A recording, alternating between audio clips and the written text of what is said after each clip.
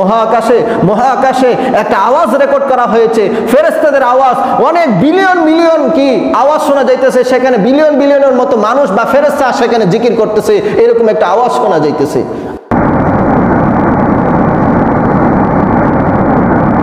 তো এই কথা তো আজ থেকে 1450 বছর আগে রাসূল সাল্লাল্লাহু আলাইহি সাল্লাম বলে গিয়েছেন।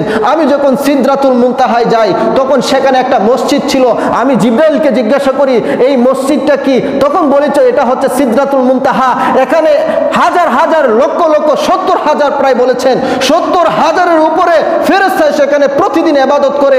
এক একজন ফেরেশতা ইবাদত করে চলে যাওয়ার পর সেখানে আর দ্বিতীয়বার ইবাদত করার জন্য তার সময় হাতে থাকে না, সে আর সুযোগ পায় না। সেই কথা তো আজ থেকে 1450 বছর আগে রাসূল সাল্লাল্লাহু আলাইহি সাল্লাম বলে গিয়েছেন। আজ বৈজ্ঞানিক সেটা বের করেছে যে সেখানে lakh crore crore billion billion million billion মানুষদের ফেরেশতাদের আওয়াজ শোনা যায়, জিকিরের আওয়াজ শোনা যায়। এই কথা তো 1450 বছর আগে রাসূল সাল্লাল্লাহু আলাইহি সাল্লাম বলে গিয়েছেন। কিন্তু বৈজ্ঞানিক এখন খুঁজে খুঁজে বের করতেছে, এক একটা হাদিস এখন খুঁজে খুঁজে কি করতেছে, রিসার্চ করে করে বাইর করতেছে। বর্তমানে কিছুদিন আগে এটা প্রচার হয়েছে যে নাসার এক বিজ্ঞানী বাইর করছে যে কি সেখানে মহাকাশে একটা আওয়াজ রেকর্ড করা হয়েছে, ফেরেশতাদের আওয়াজ, অনেক বিলিয়ন মিলিয়ন কি আওয়াজ শোনা যাইতেছে, সেখানে বিলিয়ন বিলিয়নের মতো মানুষ বা ফেরেশতা সেখানে জিকির করতেছে, এরকম একটা আওয়াজ শোনা যাইতেছে।